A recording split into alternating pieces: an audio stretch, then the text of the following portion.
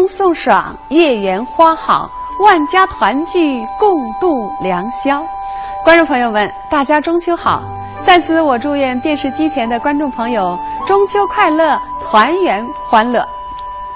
中秋佳节是我们中华民族最为重要的传统节日之一，它象征着喜庆、丰收、幸福、团圆，一片祥和之情。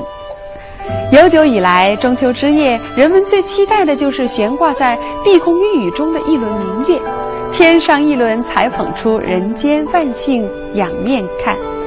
此刻，月亮在人们心中是格外的皎洁、美丽、神圣。仰望玉宇无成的明月，思念天涯海角的亲人。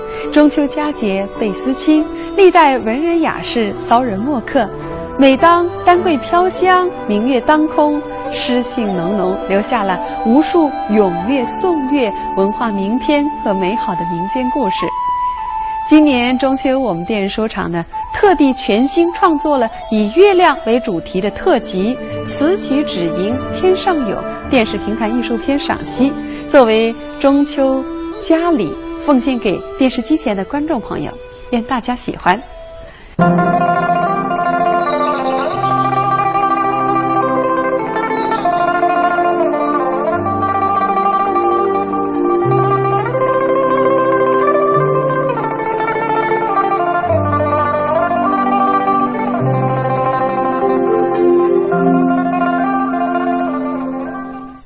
青女素娥俱耐冷，月中双鲤斗婵娟。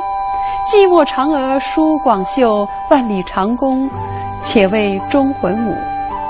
月亮里有了美丽的嫦娥，月亮变得越发的绰约多姿，动人心魄。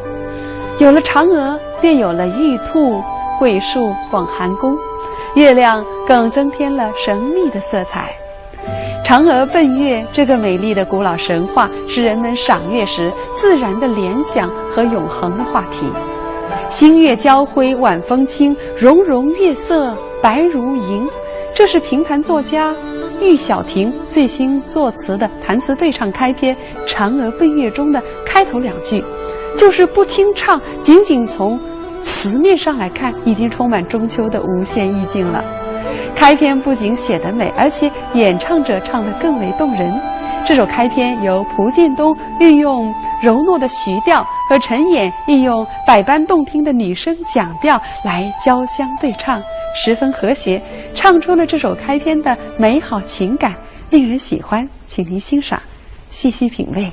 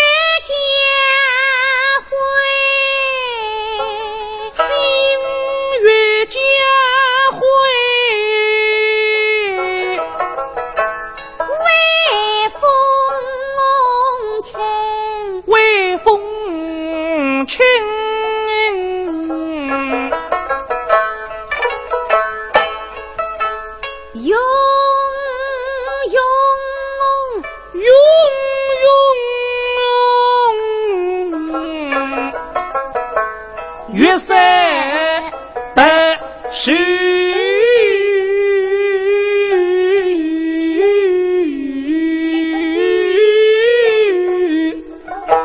您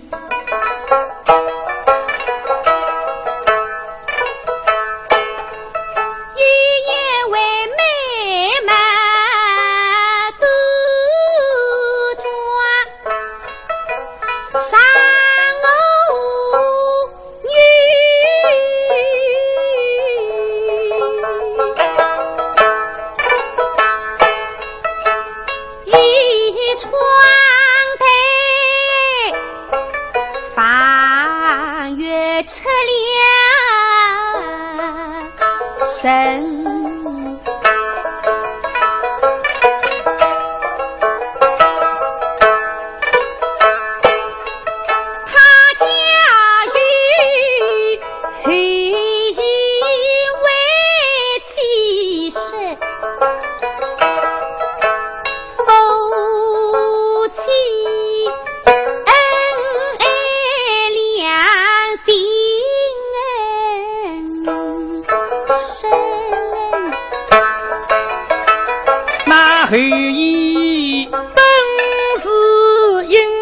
涌海，两臂天生力气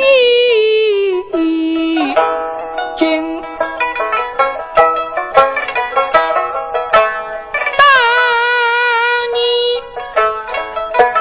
为公山举世，争取了肺腑与生灵，天下黎明。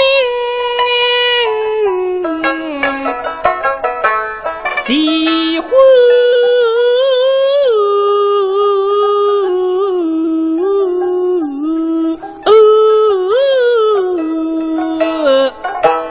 等他乡万亩聚得领对月，多是灯西心不深，乃是家亲李红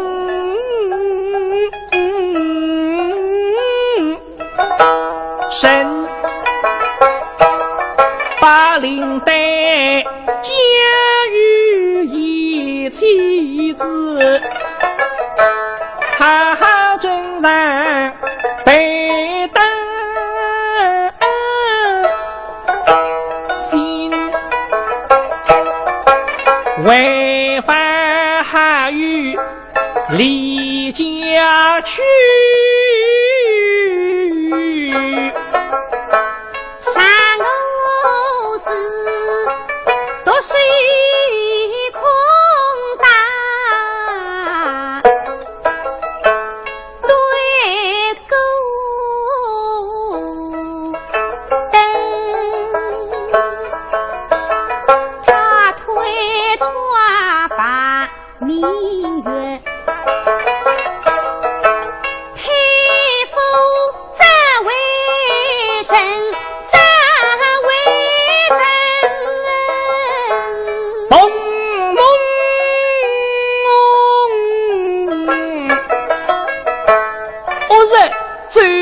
真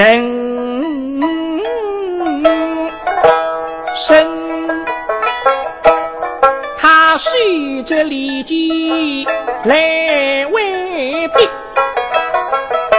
使得家出领带保太平，否则是谁出清风。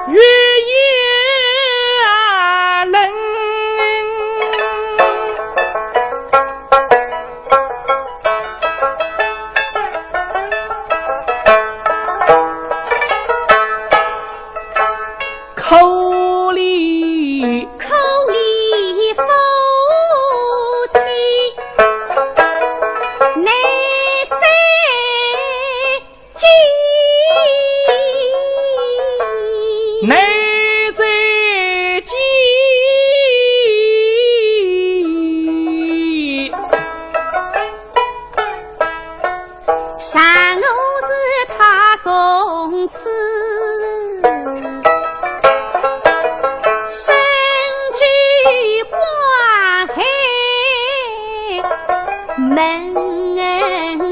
机提上，提上神机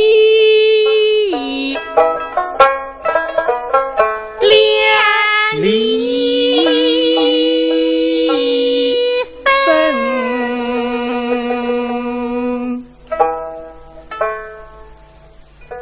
观众朋友，荧屏欣赏艺术作品是视听合一的完美享受，所追求的是声画一体的和谐美，通过电视手段的表达，镜头的有机切换变化，加之舞美灯光营造的气氛，制造出策划者所需要表达的意境。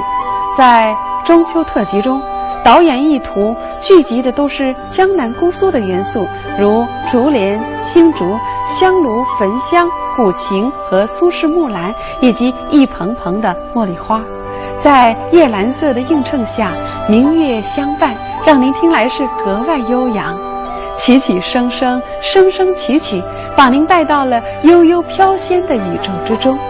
唐代大诗李白曾经游遍祖国的名山大川，所到之处都留下了许多不朽的壮丽诗篇，如吟咏赞美月亮是李白诗常见的主题。月亮的皎洁明朗孤高符合李白的性格，李白常在诗中把月亮当作是可以倾诉的朋友，坦诚交流的知己。那一首脍炙人口的《月下独酌》中的名句花间一壶酒，独酌无相亲，举杯邀明月，对月成三人。月亮成了孤独中诗人最可信赖的挚友。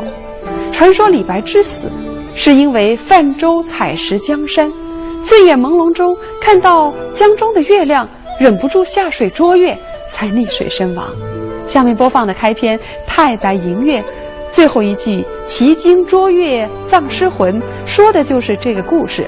弹词开篇《太白迎月》由邢彦春作词，袁小良用游调弹唱。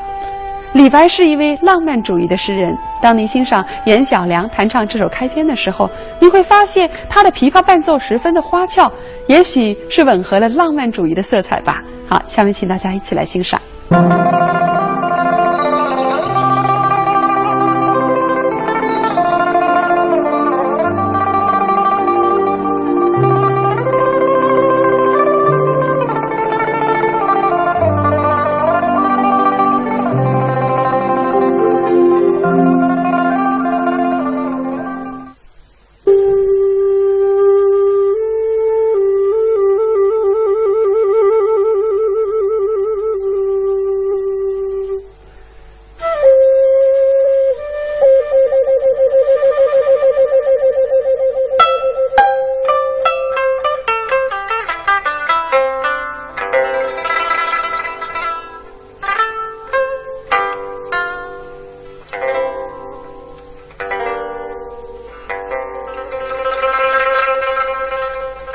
狂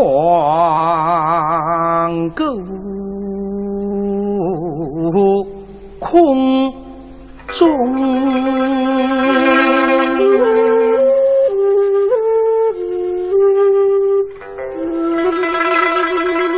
月夜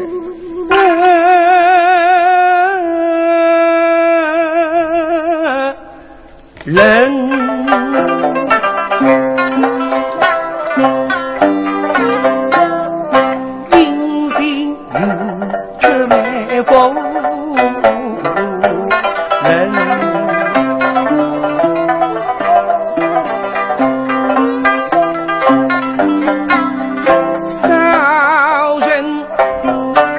可知斗上，都为他采白金云飞空心。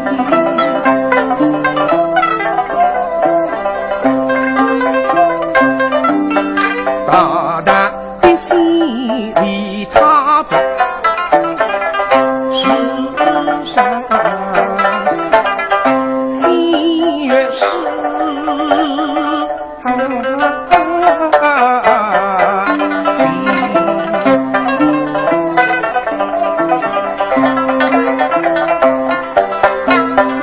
问这问倾听起世上穷，不定是不分。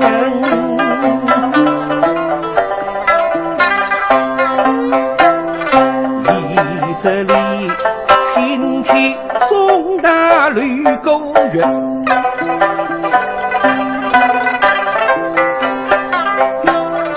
真是我浪子一身虚虚，只为放月空山开，明月是人。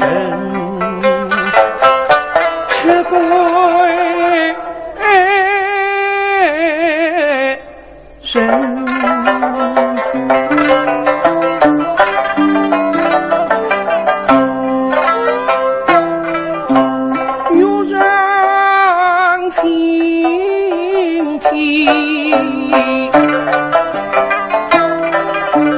来明月，都成为飞卷我在上。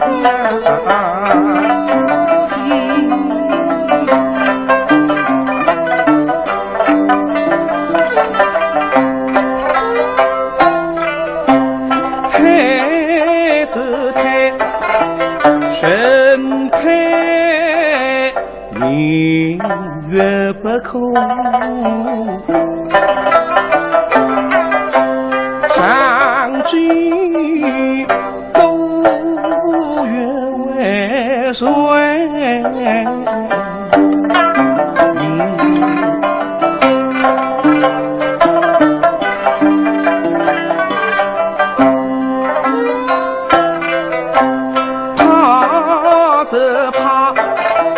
上人举头放明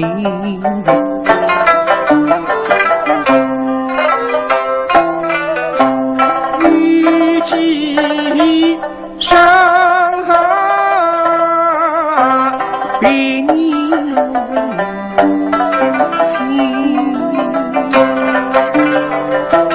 该这该精神无计狗日月，今月神君咋不神？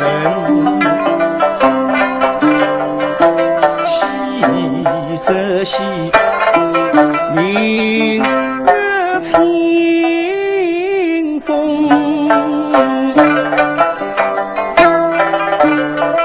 用夜心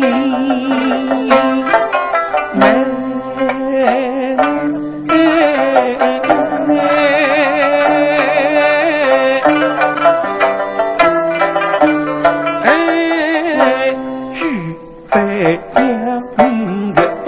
应声三人，是谁是我上月明？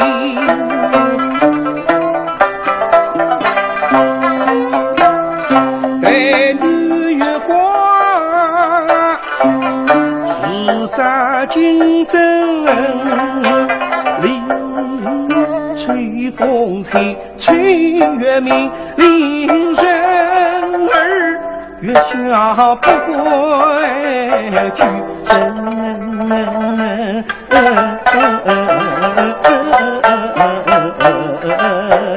年，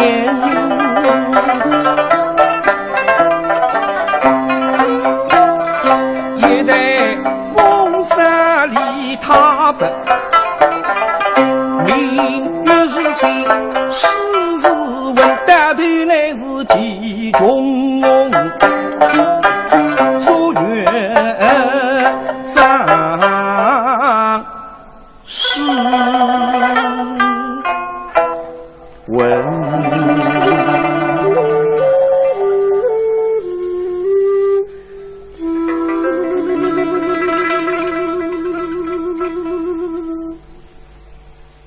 弹词开篇一般是用三弦琵琶来伴奏，在中秋特辑中，如《太白迎月》《千古绝唱》《中秋词》等开篇的弹唱伴奏，都容纳了箫、笛、二胡、箫等多种乐器的衬托，使唱腔旋律更加的丰富，营造中秋之夜的宁静美好的氛围。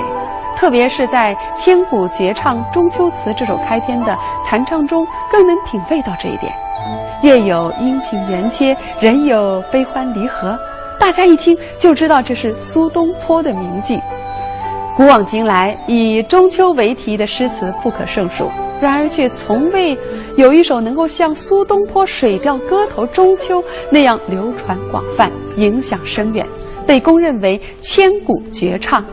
他的《水调歌头·中秋》写于公元1076年，当时苏轼在政治上很不得意，尽管他才华横溢、政绩卓著，但由于朝政腐败、官场险恶，他的抱负难以施展，反而屡遭贬降。生活上，他的妻子忙故多年，与胞弟苏辙也有7年未见面了。中秋之夜，独对于明月，思念故乡亲人，心情自然是郁郁的。但是他写的中秋词却以哲学的高度，从月亮的阴晴圆缺来看待人世的悲欢离合，字里行间充满了乐观向上的生活态度，通篇清奇无比，享露天外，是现实主义和浪漫主义结合的杰作。词中月有阴晴圆缺，人有悲欢离合，此事故难全。我欲乘风归去，又恐琼楼玉宇，高处不胜寒。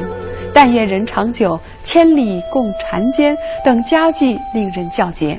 下面就请欣赏由朱玉瑜作词、杨德林唱腔设计、秦建国用讲调弹唱的开篇《千古绝唱·中秋词》，唱得真有异曲同工之妙。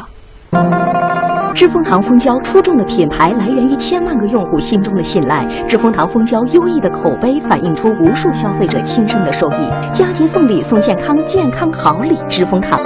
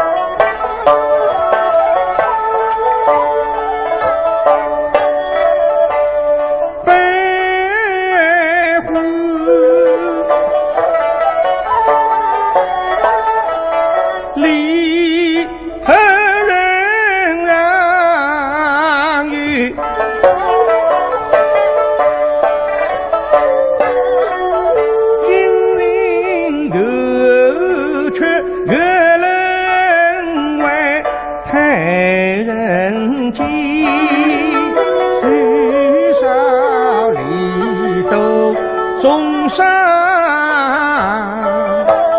为。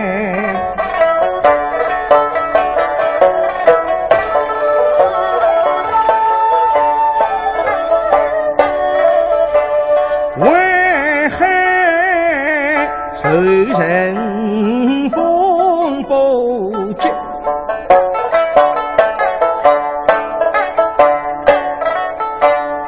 宇宙天后日归，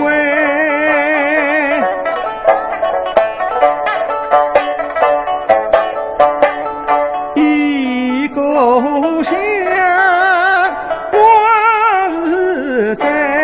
是亲人可平安，巴不得几个心灵从中归，身无双翅飞越南。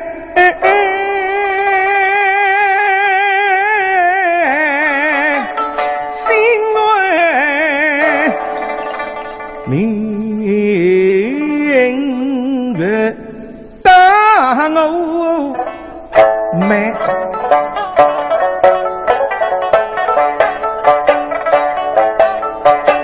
谁知归水走个千里遥，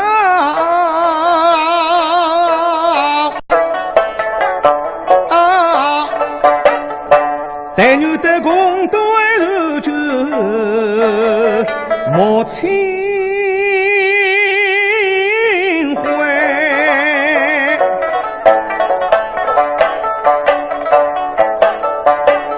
身非云体外，豪气冲下海，又让众里百姓越来越空高处。我生还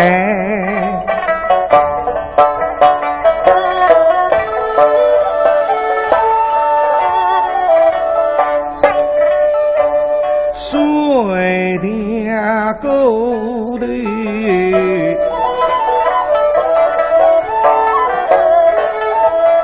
风一吹最天是一心门外，真是气够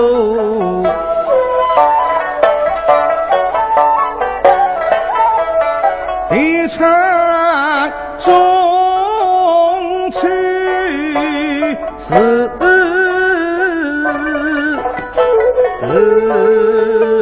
必定好的我将会东风妙批是非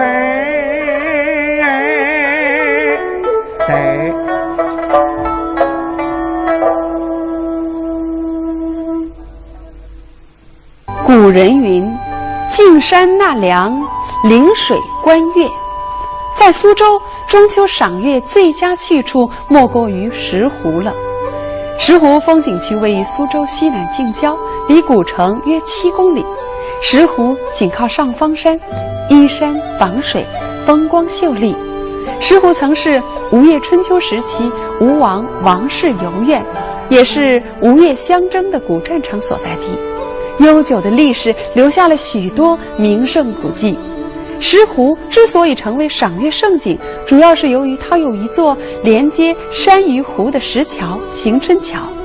行春桥位于长磨鱼之东，又名长桥、九环洞桥。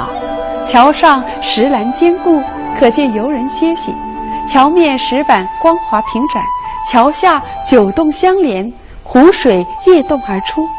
中秋明月夜，天上有一轮皓月，水中9个桥洞各揽一个月影，形成了石湖串月之奇观。上下争辉，流光溢彩，良辰美景令人心旷神怡。石湖串月与北京的卢沟晓月、杭州的三潭映月以及太湖的石宫秋月并称我国4大赏月圣地。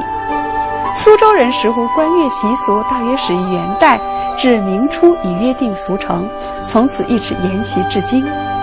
每年农历8月15至18，如夜上方山下，行春桥畔，摩肩接踵，游人如织。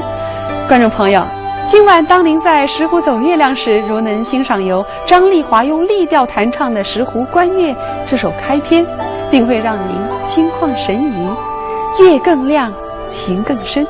下面请大家欣赏由周克敏作词、潘祖强改编、张丽华弹唱的《石湖观月》。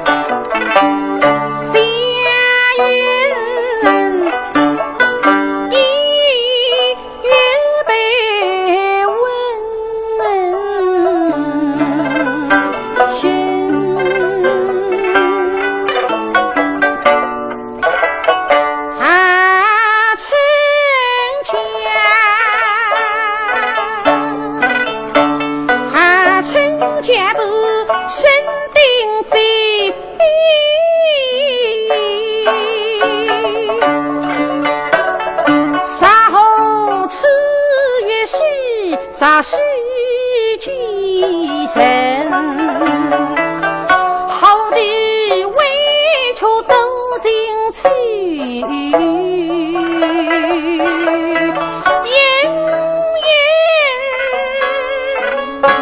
与他最恩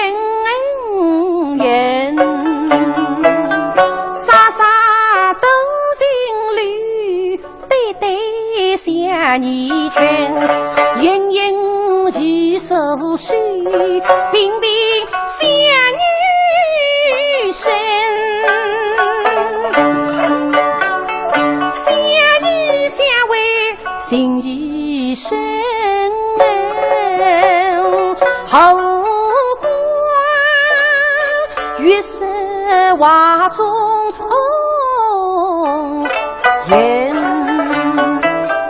凡人大事大于心，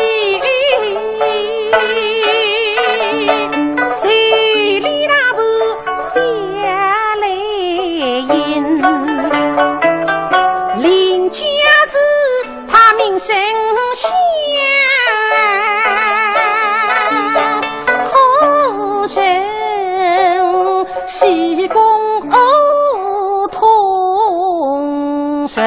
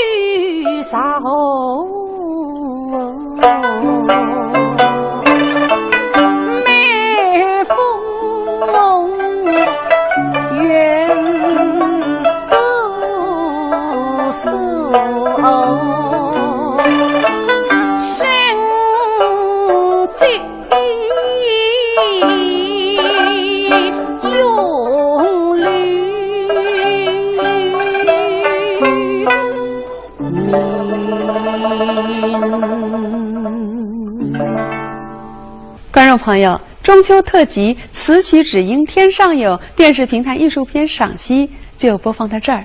相信这如诗如画般的雅韵将会始终伴随您。观众朋友，再见。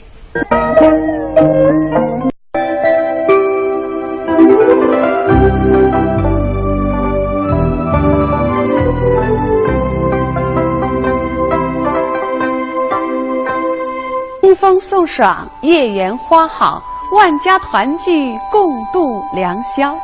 观众朋友们，大家中秋好！在此，我祝愿电视机前的观众朋友中秋快乐，团圆欢乐。中秋佳节是我们中华民族最为重要的传统节日之一，它象征着喜庆、丰收、幸福、团圆，一片祥和之情。悠久以来，中秋之夜，人们最期待的就是悬挂在碧空玉宇中的一轮明月。天上一轮才捧出人间万姓仰面看。此刻，月亮在人们心中是格外的皎洁、美丽、神圣。仰望玉宇无成的明月，思念天涯海角的亲人。中秋佳节倍思亲，历代文人雅士骚人墨客。每当丹桂飘香，明月当空，诗兴浓浓，留下了无数咏月、颂月、文化名篇和美好的民间故事。今年中秋，我们电视说场呢，特地全新创作了以月亮为主题的特辑《词曲只应天上有》电视评弹艺术片赏析，作为中秋佳礼，奉献给电视机前的观众朋友，愿大家喜欢。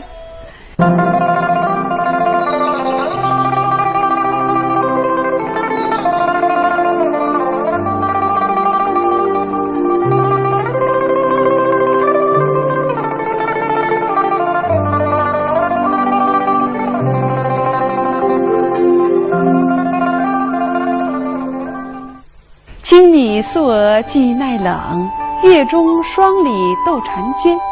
寂寞嫦娥舒广袖，万里长弓且为忠魂母。月亮里有了美丽的嫦娥，月亮变得越发的绰约多姿，动人心魄。有了嫦娥，便有了玉兔、桂树、广寒宫，月亮更增添了神秘的色彩。嫦娥奔月这个美丽的古老神话，是人们赏月时自然的联想和永恒的话题。星月交辉晚风轻，融融月色白如银。这是评弹作家玉晓婷最新作词的弹词对唱开篇《嫦娥奔月》中的开头2句，就是不听唱，仅仅从词面上来看，已经充满中秋的无限意境了。开篇不仅写得美，而且演唱者唱得更为动人。这首开篇由蒲建东运用柔糯的徐调和陈演运用百般动听的女声讲调来交相对唱，十分和谐，唱出了这首开篇的美好情感，令人喜欢。请您欣赏，细细品味。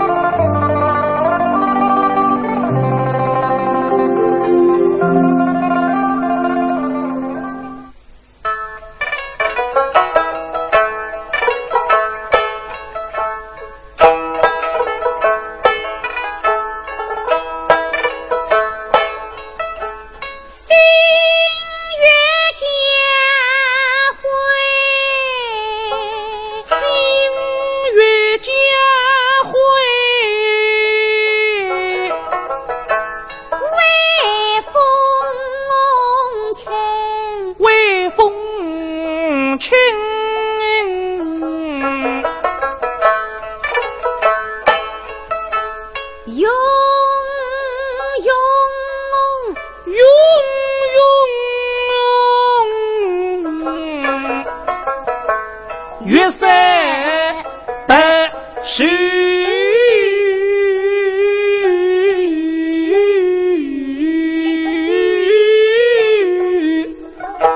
年，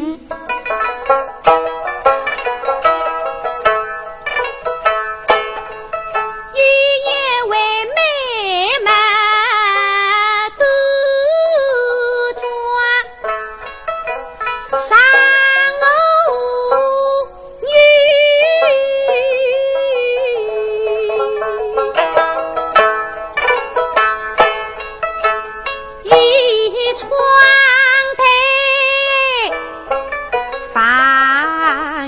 车辆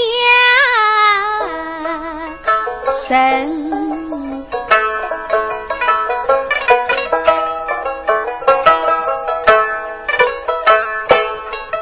他驾驭黑衣为其实，夫妻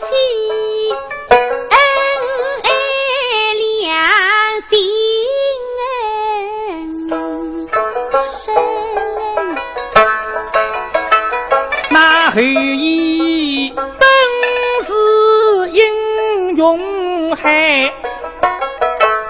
两臂天生力气劲，当年为公山举世，证据了肺腑与生灵，天下黎明喜欢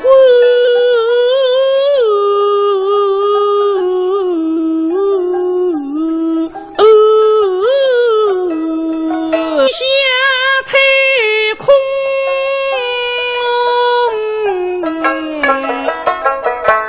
月夜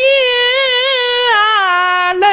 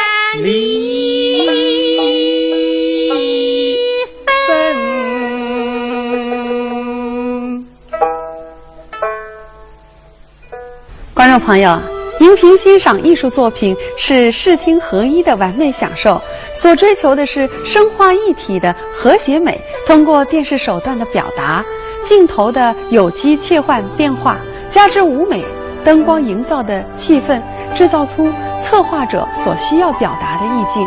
在中秋特辑中，导演意图聚集的都是江南姑苏的元素，如竹帘、青竹、香炉、焚香、古琴和苏式木兰，以及一棚棚的茉莉花。在夜蓝色的映衬下，明月相伴，让您听来是格外悠扬。起起声声，声声起起，把您带到了悠悠飘仙的宇宙之中。唐代大诗人李白曾经游遍祖国的名山大川，所到之处都留下了许多不朽的壮丽诗篇，如吟咏赞美月亮是李白诗常见的主题。月亮的皎洁明朗孤高符合李白的性格，李白常在诗中把月亮当作是可以倾诉的朋友，坦诚交流的知己。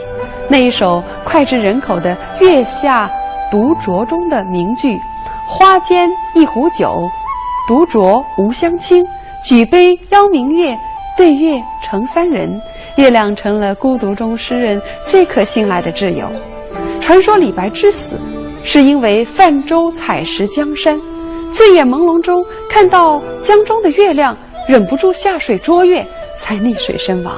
下面播放的开篇《太白迎月》最后一句奇经捉月葬尸魂，说的就是这个故事。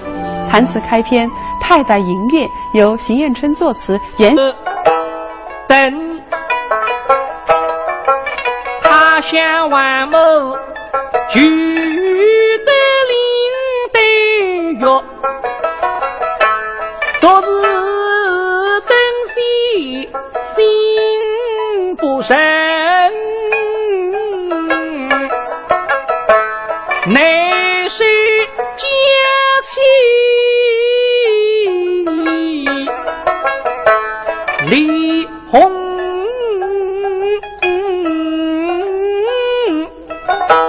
生，把领带嫁与一妻子，他正然被担心，违反还与离家去，山偶寺都是一空大，对勾灯，他推穿把明月，佩服赞为神，赞为神，咚咚，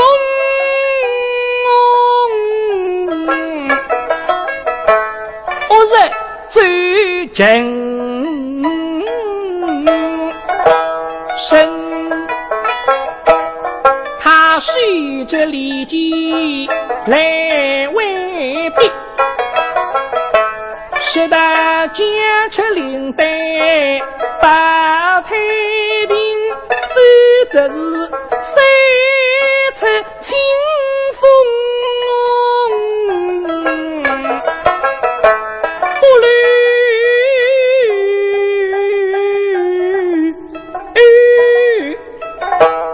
心山偶寺心结之中，开白牙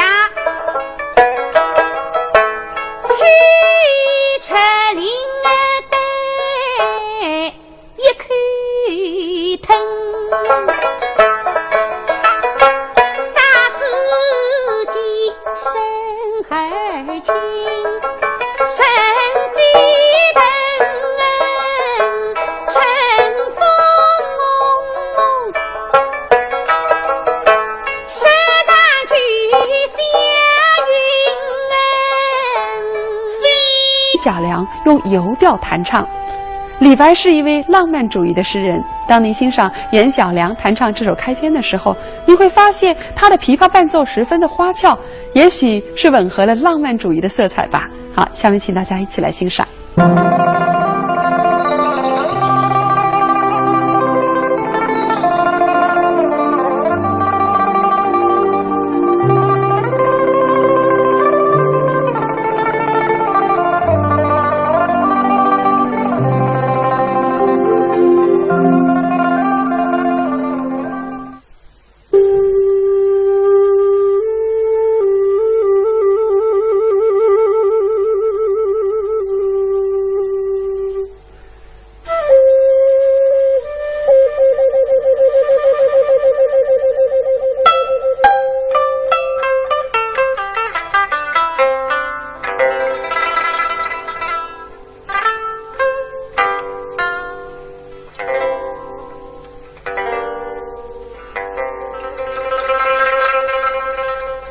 狂狗空中，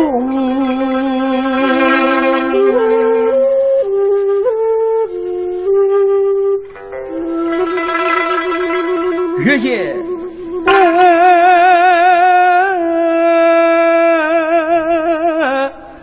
人。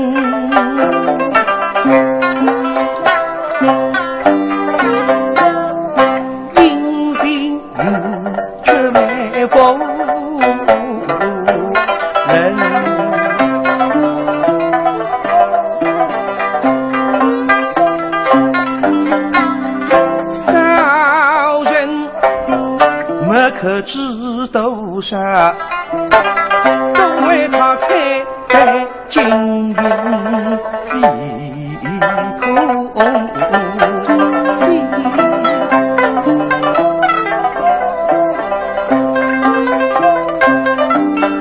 大大的心里他不世上今月是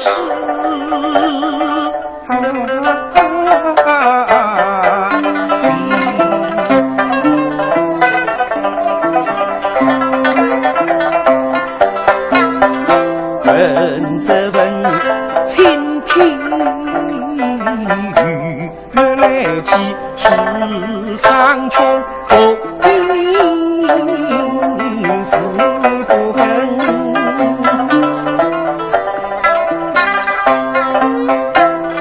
你这里青天中大绿沟园，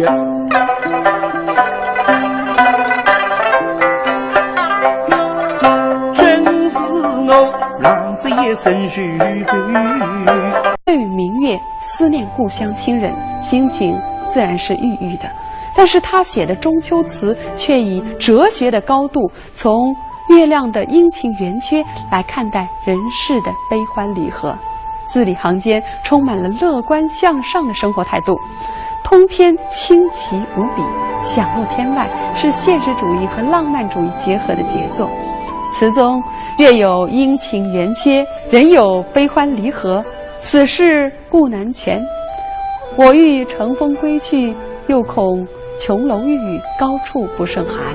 但愿人长久，千里共婵娟等佳句令人叫绝。下面就请欣赏由朱玉瑜作词，杨德林唱腔设计，秦建国用讲调弹唱的开篇千古绝唱中秋词，唱得真有异曲同工之妙。知蜂堂蜂胶出众的品牌来源于千万个用户心中的信赖，知蜂堂蜂胶优异的口碑反映出无数消费者亲身的受益。佳节送礼送健康，健康好礼知蜂堂。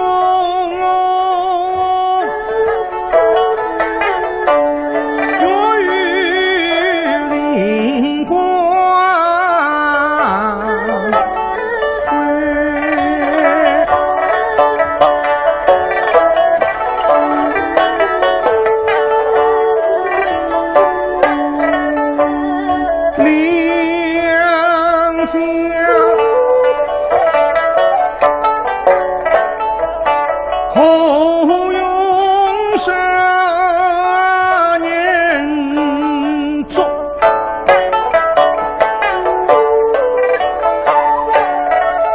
那手若是对月都成定举杯。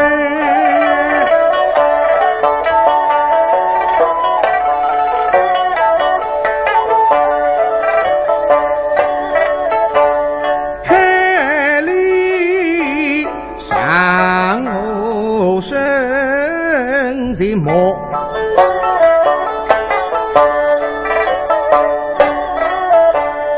月中说里头情白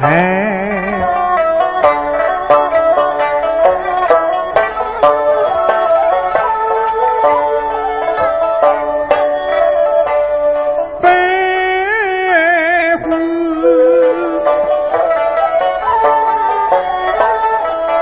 里何人让与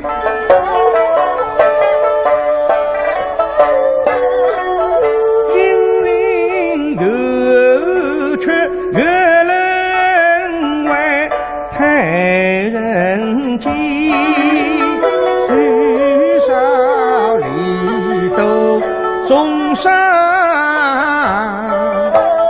为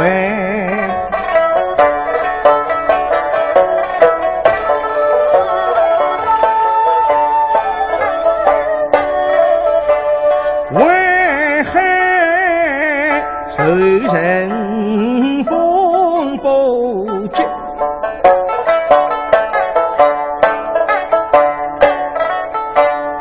欲救天后日归。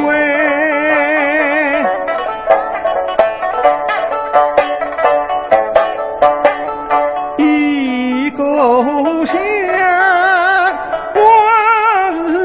在是亲人可平安，巴不得几个心灵从中归，身逢双翅飞越南。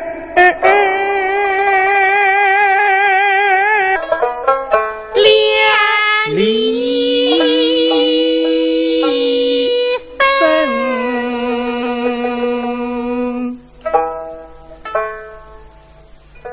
观众朋友，荧屏欣赏艺术作品是视听合一的完美享受，所追求的是声画一体的和谐美。通过电视手段的表达，镜头的有机切换变化，加之舞美、灯光营造的气氛，制造出策划者所需要表达的意境。在中秋特辑中，导演意图聚集的都是江南姑苏的元素，如竹帘、青竹、香炉、焚香、古琴和苏式木兰，以及一蓬蓬的茉莉花。在夜蓝色的映衬下，明月相伴，让您听来是格外悠扬。起起声声，声声起起，把您带到了悠悠飘仙的宇宙之中。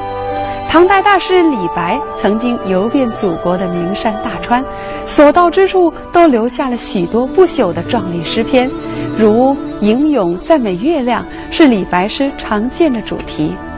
月亮的皎洁明朗孤高符合李白的性格，李白常在诗中把月亮当作是可以倾诉的朋友，坦诚交流的知己。那一首脍炙人口的《月下独酌》中的名句花间一壶酒，独酌无相亲，举杯邀明月，对月成三人。月亮成了孤独中诗人最可信赖的挚友。传说李白之死是因为泛舟采石江山，醉眼朦胧中看到江中的月亮，忍不住下水捉月，才溺水身亡。下面播放的开篇《太白迎月》最后一句“奇经捉月葬诗魂”，说的就是这个故事。弹词开篇《太白迎月》由邢彦春作词，袁小良用游调弹唱。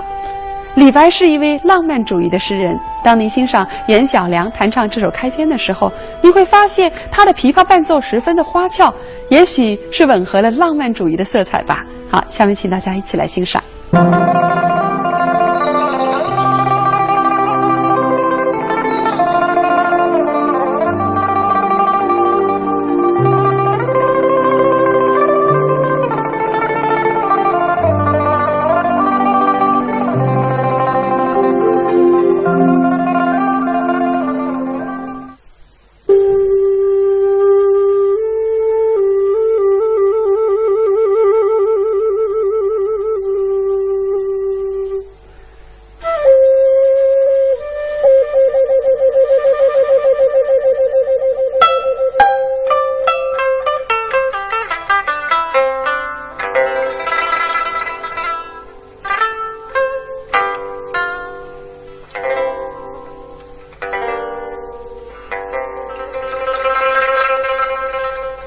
狂歌空中，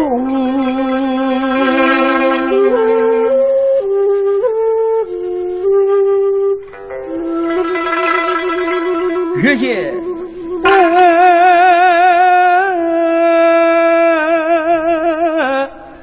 人。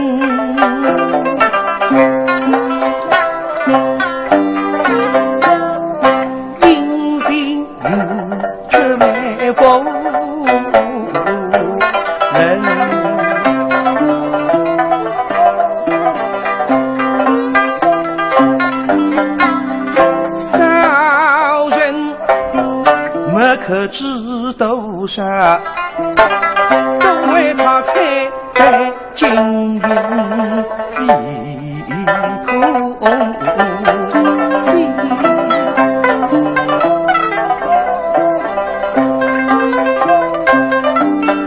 大大的心里他不世上今月是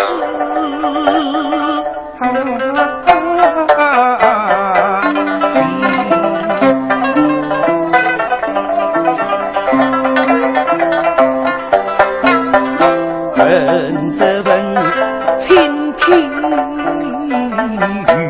月来寄世上全不必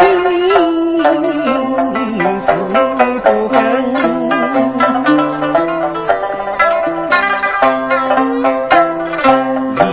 这里青天中大绿沟月，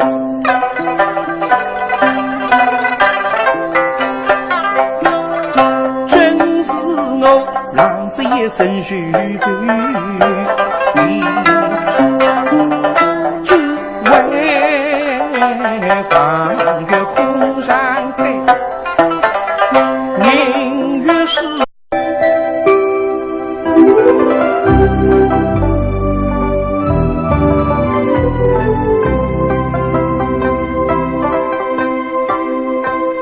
清风送爽，月圆花好，万家团聚，共度良宵。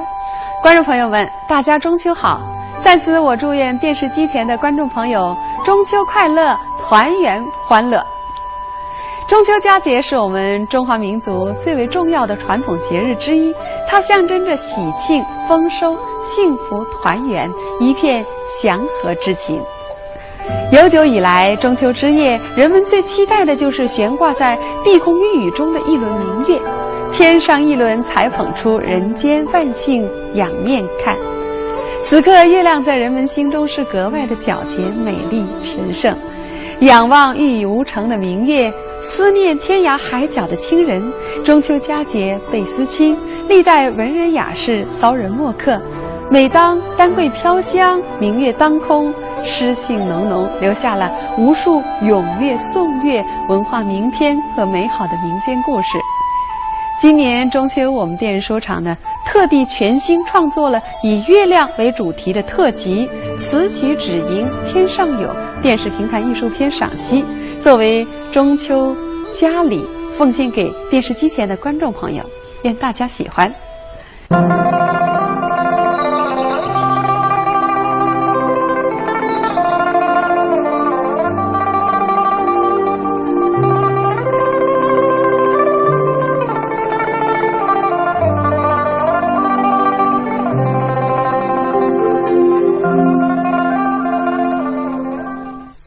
青女素娥俱耐冷，月中双鲤斗婵娟。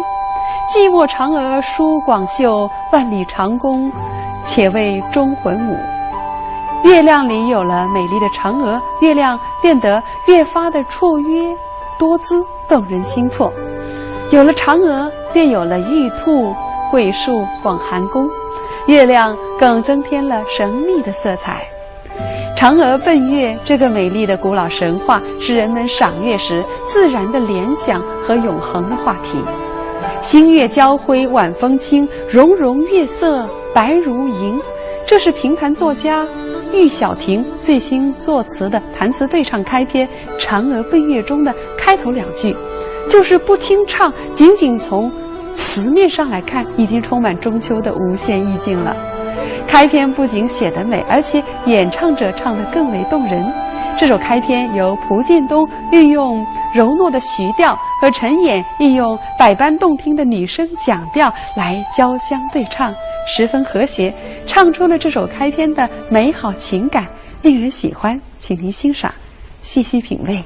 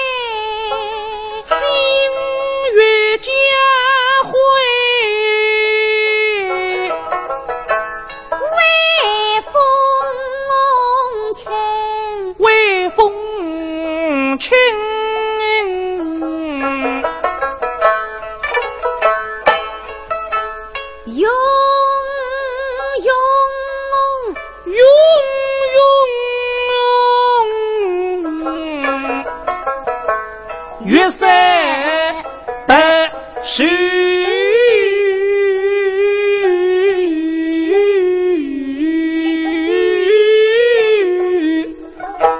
您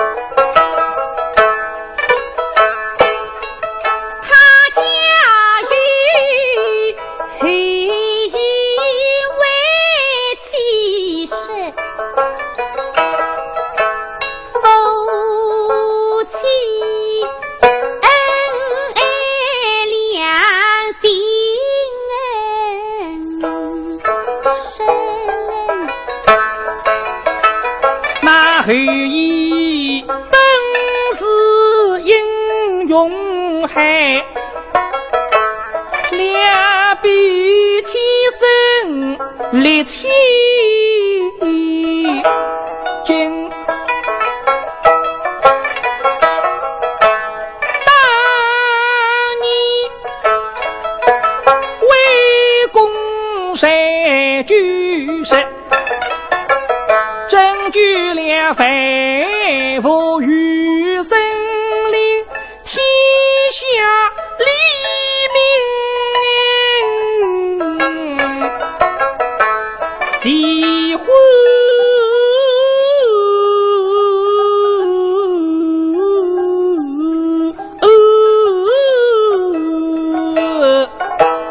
等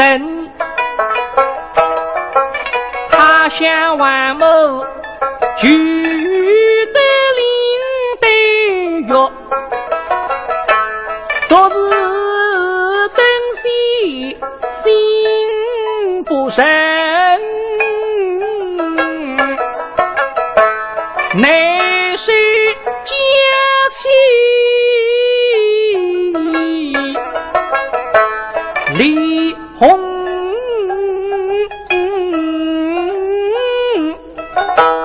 神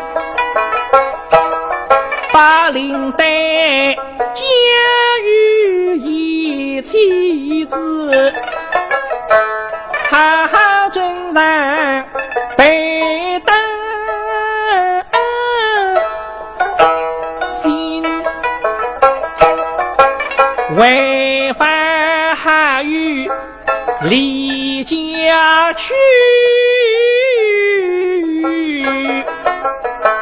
山偶寺都是空大，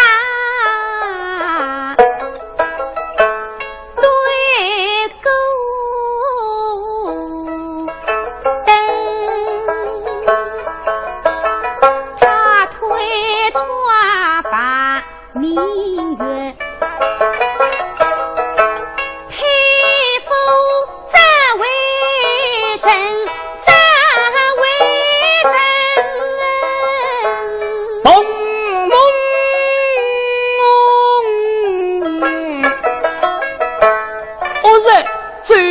真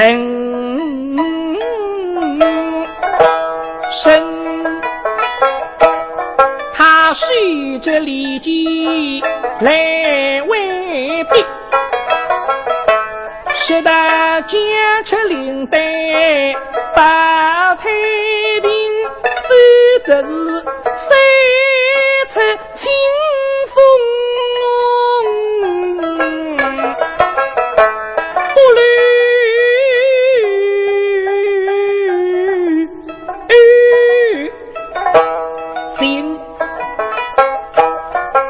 山偶寺行街之中，开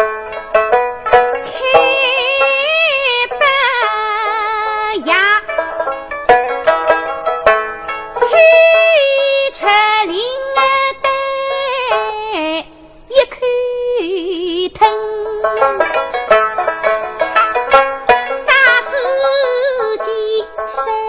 儿情神飞腾，乘风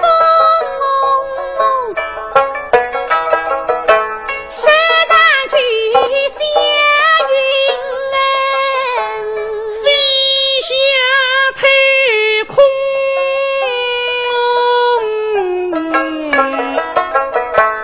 月夜冷，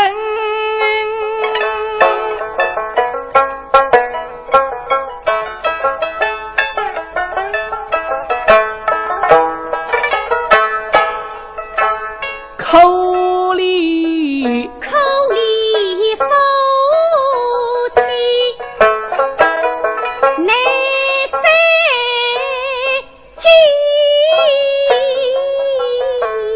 内在记，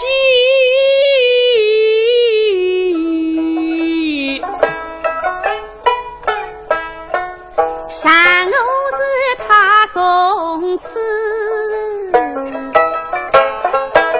身居关海，门神迹天上神迹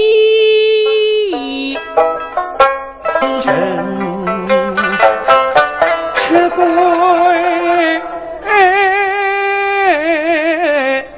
神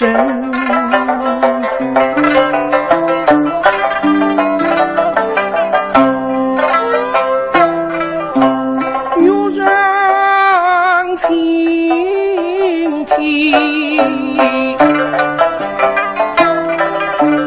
来明都成为飞卷雨在下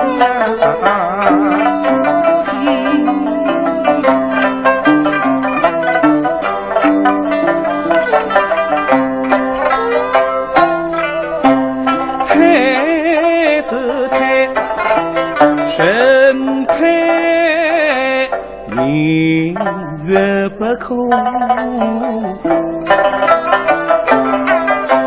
上句都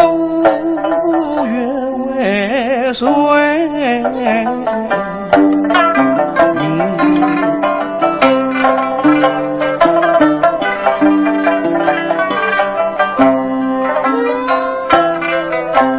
怕则怕上人举头放明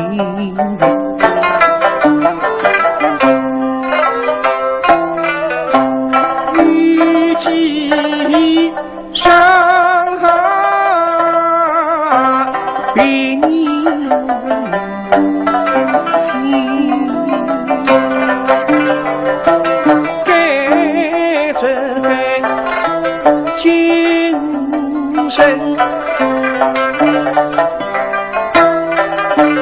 无计狗日君月神君怎不神喜则喜明月清风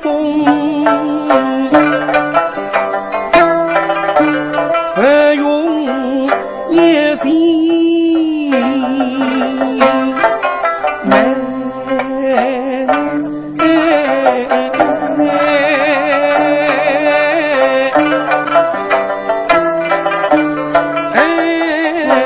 举杯两明月对应神三人是谁是我三月明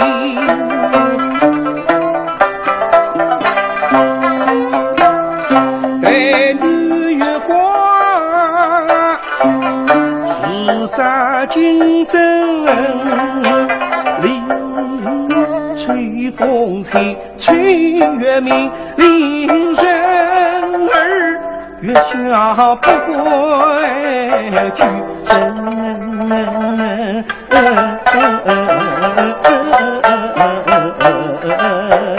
年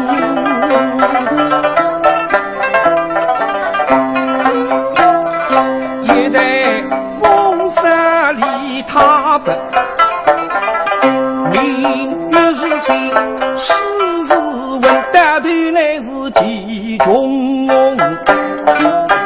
做月长是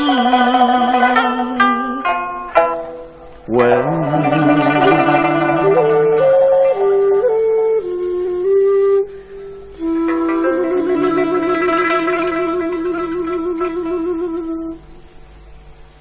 弹词开篇一般是用三弦琵琶来伴奏，在中秋特辑中，如《太白迎月》《千古绝唱》《中秋词》等开篇的弹唱伴奏，都容纳了箫、笛、二胡、箫等多种乐器的衬托，使唱腔旋律更加的丰富，营造中秋之夜的宁静美好的氛围。